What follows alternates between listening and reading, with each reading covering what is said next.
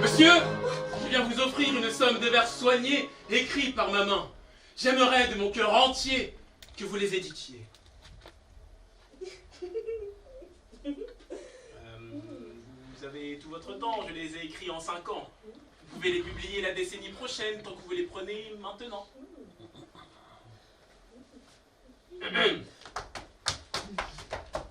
Je suis navrée. Mais comme vous le voyez, je suis avec une femme. Elle est ma promise et je souhaiterais l'entretenir de mes forces encore un peu. Revenez plus tard, à l'heure du thé, je présume. Je ne pensais pas que la prise en compte de ma créativité se situerait à l'heure du goûter. C'est terrible comme je suis infantilisé. Tout ça parce que je suis jeune et sans expérience. Je ne reviendrai pas de sitôt.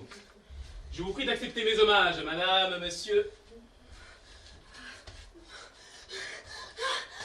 Mon époux ne vous répondra sans doute pas. Il imprime en ce moment le texte d'un créateur alsacien, très omnubilé par ses produits de beauté.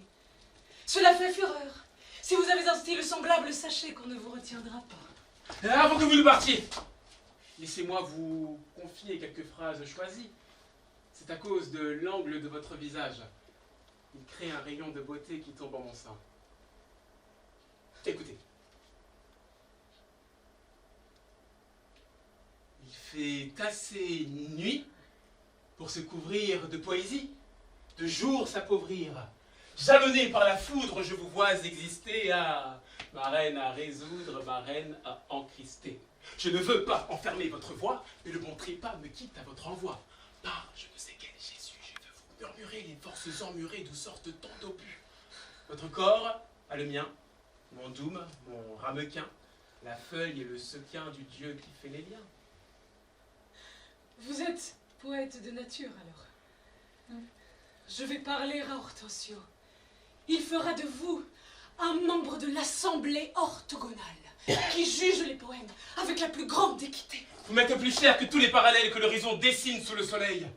Comment vous appelle-t-on si la chaleur possède un nom? Nalia.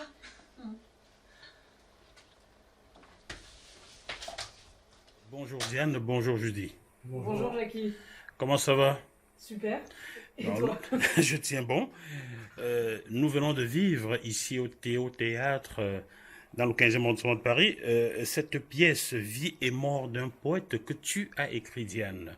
Je tiens sincèrement à te féliciter car c'est pas tous les jours qu'une jeune de 24 ans écrit une telle pièce.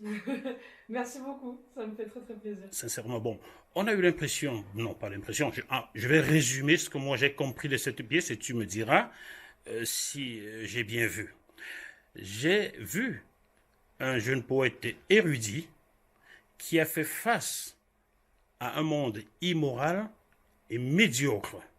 Absolument. Absolument.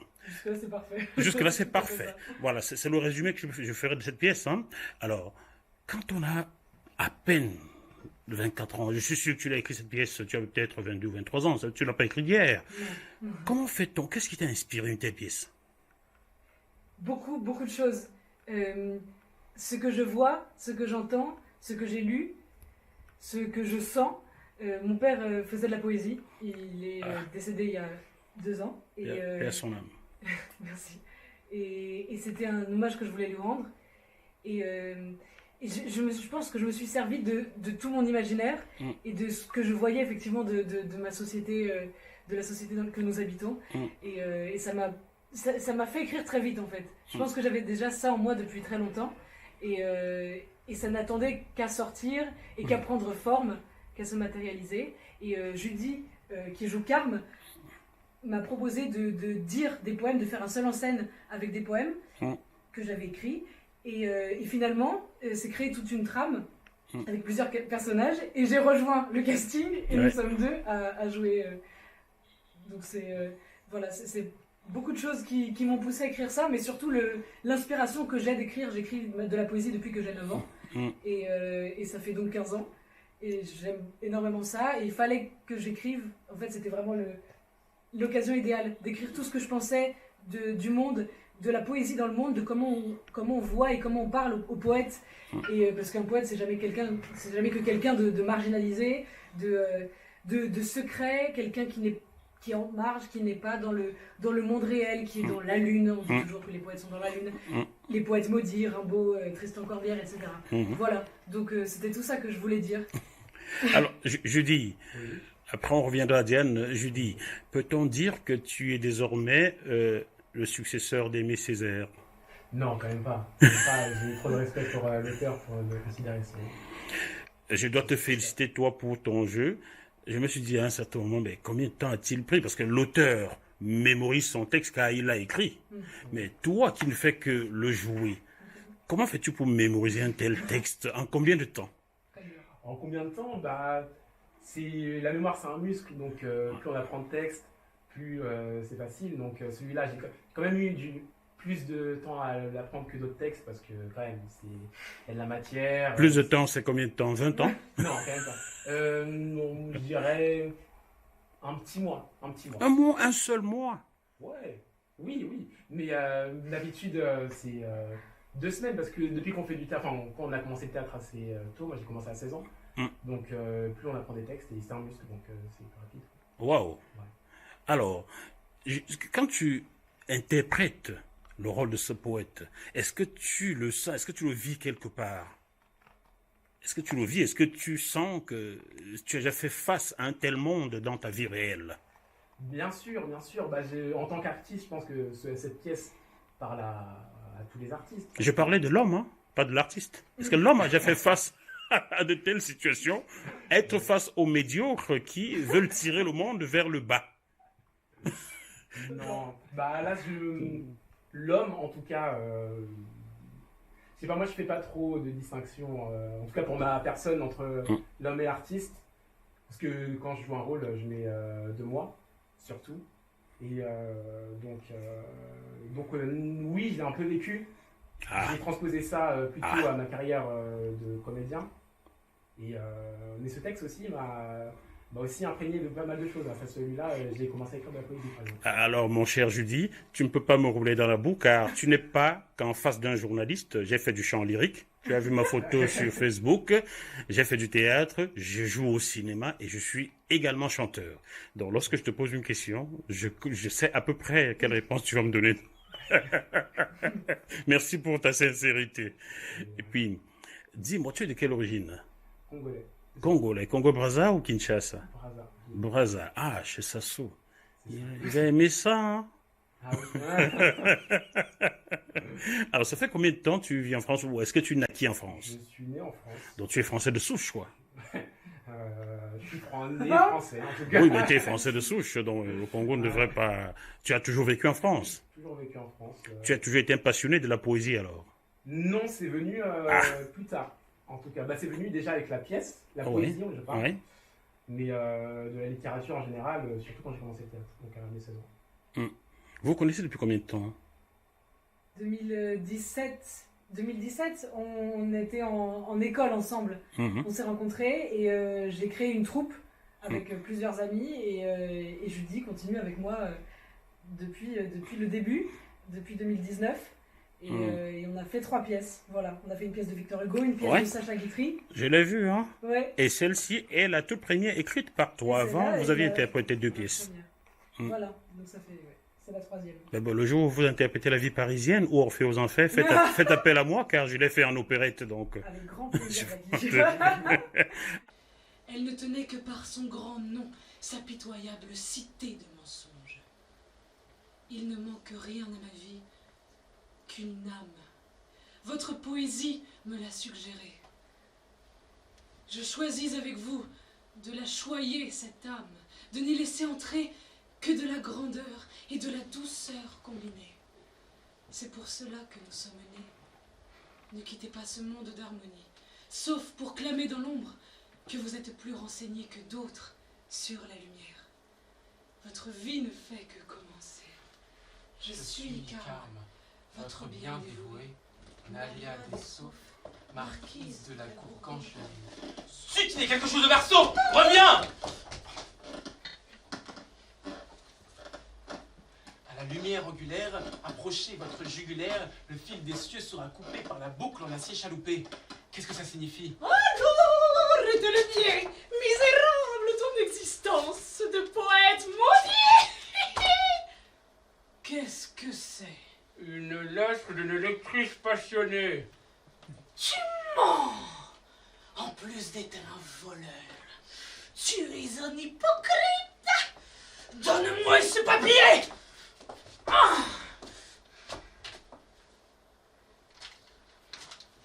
Oh, c'est ma femme qui t'écrit. Mais qu'est-ce qu'elle te veut? Elle me parle de mes poèmes, rien de bien nouveau. Quoi? Ah, vous avez peur qu'elle ne vous trompe? Vous êtes trop sot pour être cocu. Maudit, vert, luisant.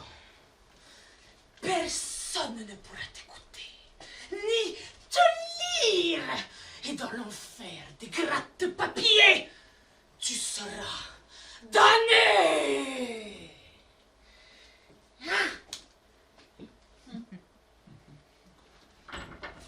Toi, mon aimé, je créerai un temple poétique où je ferai des offrandes sur l'autel de la vie. Je couvrirai de fleurs mes yeux endormis et j'écrirai partout le nom savant de ce portique. J'inscrirai sur son fronton, à l'honneur de ces saints qui, vivants et heureux, font trembler la bien-pensance, une phrase que tout humain sera décodé et à laquelle tous les démons devront céder. Que nul n'entre ici s'il n'est poète.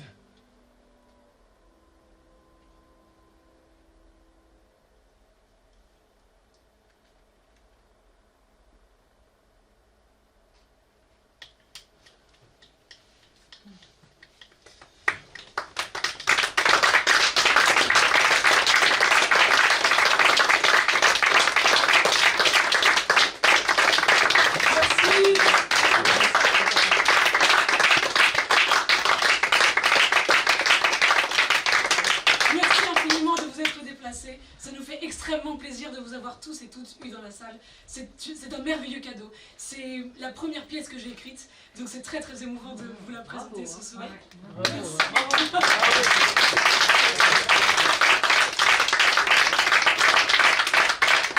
Merci infiniment, merci à mon partenaire, merci à la régie. C'était la première de la nouvelle saison de Théo-Théâtre. Nous allons jouer 12 dates.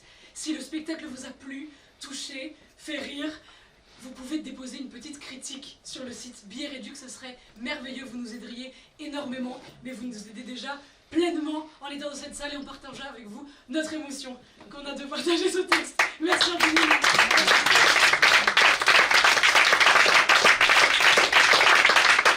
Alors, on se rend compte à la fin de cette pièce que Madame la Marquise n'a jamais été amoureuse de Monsieur le Marquis. Mais non. Elle a épousé le nom. Ouais, comme ça se fait dans le grand monde, quoi. On voilà, épouse un nom, exactement. quoi. Et à la fin, comment Monsieur le Marquis l'a vécu, car nous ne savons pas, nous sommes sortis de la pièce sans le savoir. Oui, mais il faut imaginer, il faut porter le Marquis avec vous dans tous vos déplacements et inventer la suite, peut-être. Alors, cette pièce, vous la jouerez dans cette salle ou dans d'autres? Combien de temps? Donnez-moi toutes les dates, votre agenda. Tu veux donner date? Écoutez, pour l'instant, on joue ici jusqu'au 12 novembre. Au Théo-Théâtre, dans le 15e arrondissement de Paris, 20 rue Théodore Deck. Théodore Beck. Voilà. Théodore Deck. Et donc on joue tous les vendredis à 19h30 Mhm. et tous les dimanches à 16h30. Mhm. Et ensuite? Et ensuite, la vie continue et on dira très vite ce qu'on va faire ensuite. Sincèrement, cette pièce mérite d'être vue dans le monde entier. Car le monde... Attends, est-ce que tu t'es inspiré, toi, dis-nous, sans langue de bois, sans langue de bois, est-ce que tu t'es inspiré de la vie politique française pour écrire cette pièce? Absolument pas. Vraiment? Je ne suis pas politisée, je suis poétisée. Attention, Pinocchio.